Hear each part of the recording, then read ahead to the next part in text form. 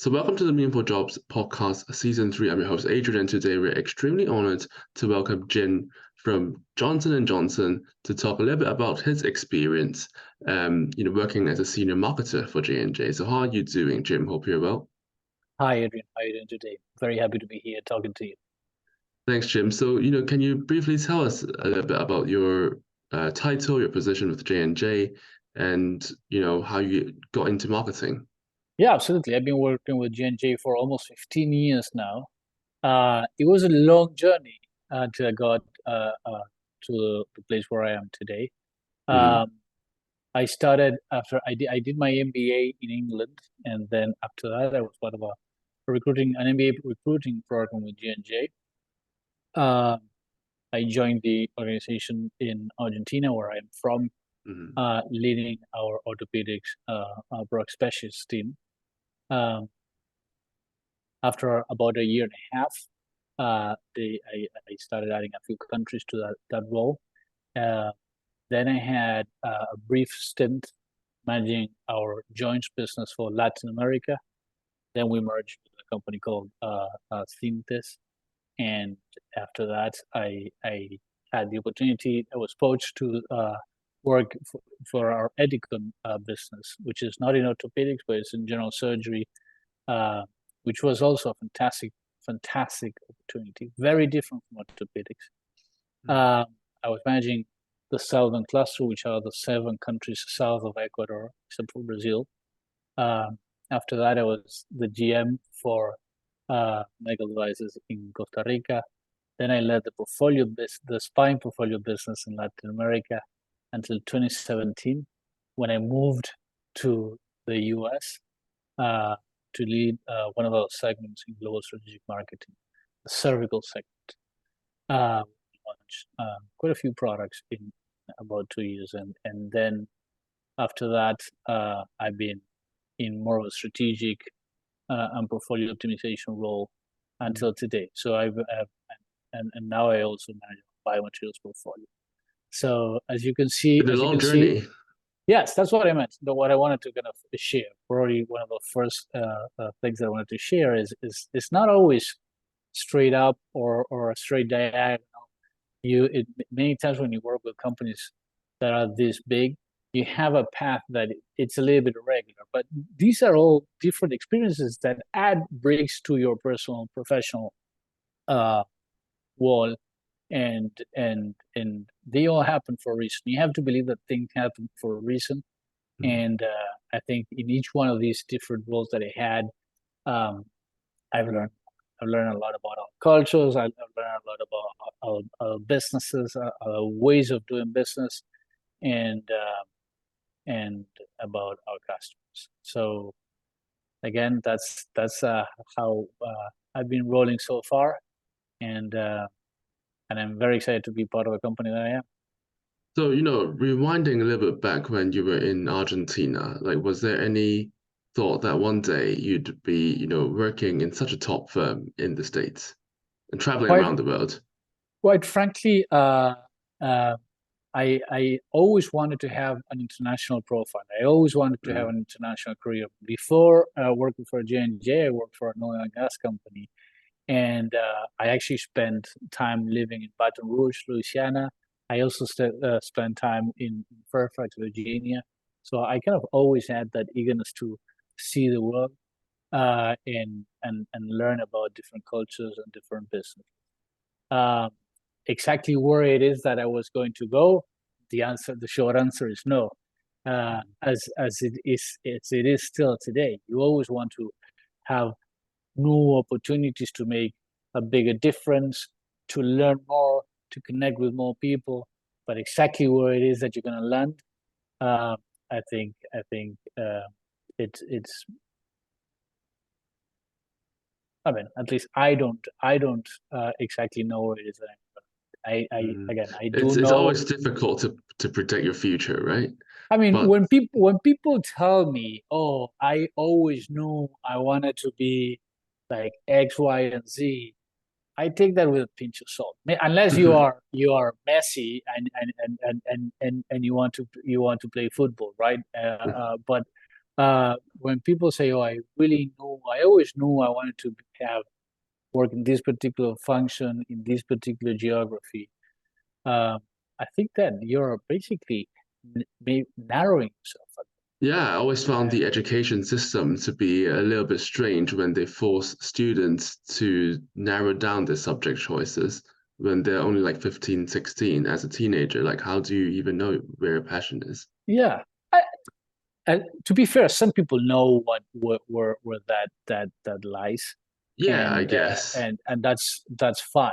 I think probably my problem was that I liked so many different things that it was hard for me to narrow it down to just one. I did know that again, I wanted to make a difference and I wanted to see the world. And I think Mm, working in healthcare is always a good opportunity to retranslate what you do into something that is very tangible to people around the globe. And we see that day in and day out. It's pretty fascinating to to see and to witness how some of the things that you have helped bring to life are actually um, allowing people to could stand up or walk or sit up straight. Uh, it's well, so yeah, you it's said actually it's actually pretty inspiring.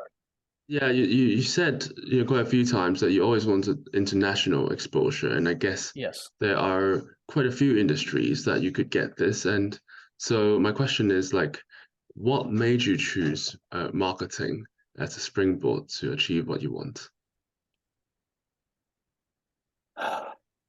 So I grew up in sales before working for J&J and before working for oil and gas. I worked for a fast moving consumer product company, Yeah. and and I would say at core I'm a sales guy. And then in working with J&J, I also had quite a few sales roles or more sales weighted roles. Um, when you're in marketing, I think that's fantastic because you have a lot of proximity with your customers. You have when you're in sales, there's an immediate feedback from the conversation and the making a product available to the actual patient or the surgeon using it. When you're in marketing, you need to strive to continue to be close to the patient and the surgeon, but also you have a much wider net, right? Mhm. It's not that much one-on-one. It's more the multiplier is bigger, and I think that's what I wanted. Again, because at the end of the day, what drives what drives me is actually the ability to make a difference and have a positive impact on as many people as possible. Mm. Does that make So sense? So marketing was kind of the next step in that sense, the next multiplier. would you say it's quite a normal career path to jump from sales to marketing? Because sales obviously you get a lot of your salary from commission, but in marketing perhaps this is less. Yeah, so it's not unlikely. Well, a lot of people that we work with in marketing actually grew up in sales, uh, Mm, which is I think it's pretty natural also because when you come from sales, you have that customer intimacy, that those insights that are so important when you're trying to find a solution for an unmet need. mm, I think but I also think it's important to have diversity. Also think it's important to have people from all walks of life. We have people that actually grew up in R&D. We have people that grew up in supply chain. Uh, Being able to have a team that can connect the dots across different markets and different functions, in my head, is very mm. important, and it makes the team a lot more successful. So in your long career, there must have been, peak and troughs. So, obviously it's easy, to ride the wave, but when a challenge comes, it really tests a person's character. So could you tell us a major challenge in your career and how you overcame it?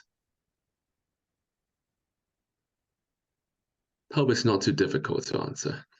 No. I actually, it's difficult to pick one. I think in your career, not things not always go the way you want to, and I think anyone who has been in a corporate role for long enough can relate to this.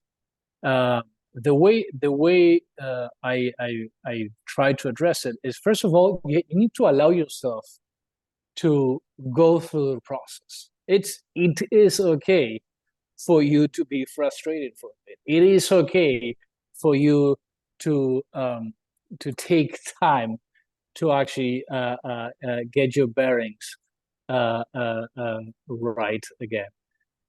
It is okay to reach out to the people that you trust and have a conversation, especially with your managers, with your leaders, with your mentors.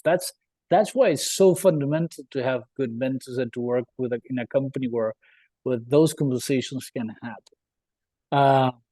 Because again, many times in your career, things will not go the way you want it to go. And in my head, allowing you to go through the process and having the right conversations with the right people is a way to address it. So would you say it's, when things didn't go your way in your career, were they out of the blue? Were they unexpected?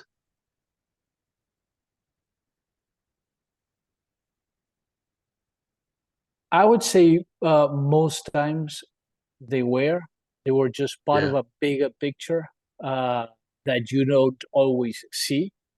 Uh, a good example of that, for example, was COVID, right? Mm. COVID forced. I am naturally a very gregarious person, a person that actually enjoys going to the office. I'm still one of those who Mm. enjoys going to the office and connecting with people and having that water cooler conversation and grabbing a cup of coffee and having lunch with the people around you. Uh, So COVID was an all-round extrovert then, I guess. 1,000%. A Yes, I would thousand say. percent. Okay. Uh, So COVID so came. so COVID came and it changed the game. So we had to readjust. We had to move forward. We have to still drive the business forward remotely, and it wasn't easy. Uh, and so that's a good example of something that was not expected, uh, and it really came about swiftly. Well, how did you, address this? How did you still push on in your career despite the challenge? Again, I think having the conversations and being comfortable being uncomfortable is important, Adrian. Mm. Uh, all of a sudden, many of my work meetings were almost family meetings because it wasn't uncommon for one of my daughters or my son to show up in the middle of a conversation, uh, and that actually also created a different type of intimacy that was it was kind of cool. You led people into your house and you actually got into other people's houses because you were doing it Yeah. through a screen. Uh, and it also did blur quite a bit the boundaries, right? Of okay, this is my job. I do it from 8 to 5, uh, and then I'm out and see you the next day. It kind of blurred those lines a little bit. I mean, when you're in leadership positions, usually you work pretty long hours, For but sure. but but not needing to commute back and forth, uh, kind of erase that boundary Yeah. that Yeah. we had before. Does that make sense? Yeah, it makes a lot of sense, and I think it's good that you brought it up because I was going to ask you about your work in Johnson& Johnson. So, like, can you tell us what it's like working for one of the top pharmaceutical companies in the world? Like, what are the things that you enjoy or things that you might enjoy less? It's actually very, very interesting because as the company that we are, we're always trying to be a few steps ahead in understanding not just what are the unmet needs today, but what are going to be the unmet needs in the future. And because we are so large, we're also trying to have a big multiplier, where the solutions that we want to bring to the market are solutions that hopefully will help millions of people. So that's I think one of the very interesting things is, again, being ahead of a curve in terms of healthcare innovation, and also having as large as impact as possible.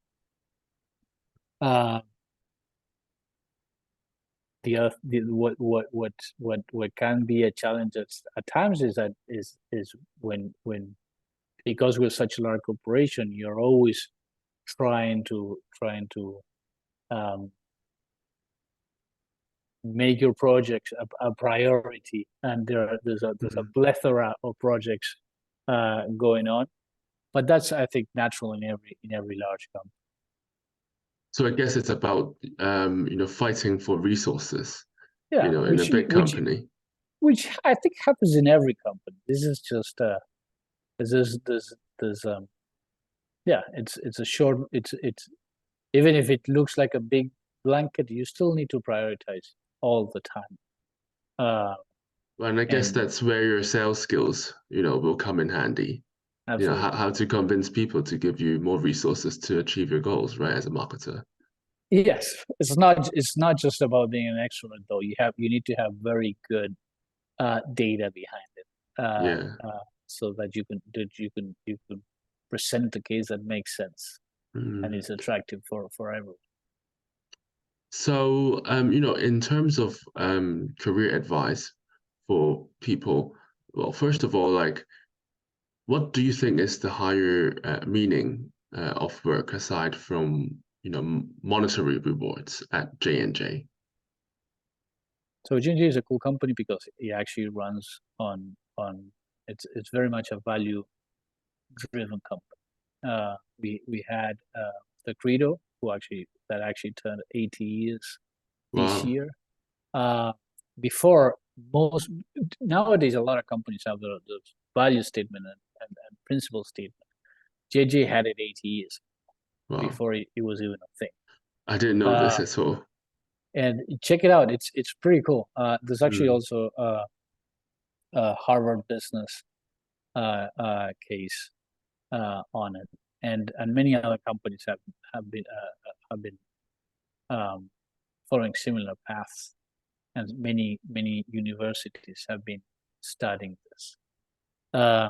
And I do abide to those principles. I do think that keeping our patients and our doctors and the families that we serve as a North Star is extremely important. And that's the ultimate calling, I think. But having is a very purpose-driven company, and gives you the opportunity to have a very purpose-driven job. Career advice, I think, try to work for companies where you can have that common path, right? If you think about yourself as a person in your companies, try to make sure that the overlap of those two Venn diagrams are in terms of values and principles are as big as possible. And there's always things that may not align, but you should try to make those as big as possible. Yeah, I totally agree. And for people who might be struggling in their careers, what would you say they should? What are the major factors that you think they should consider before making a career move?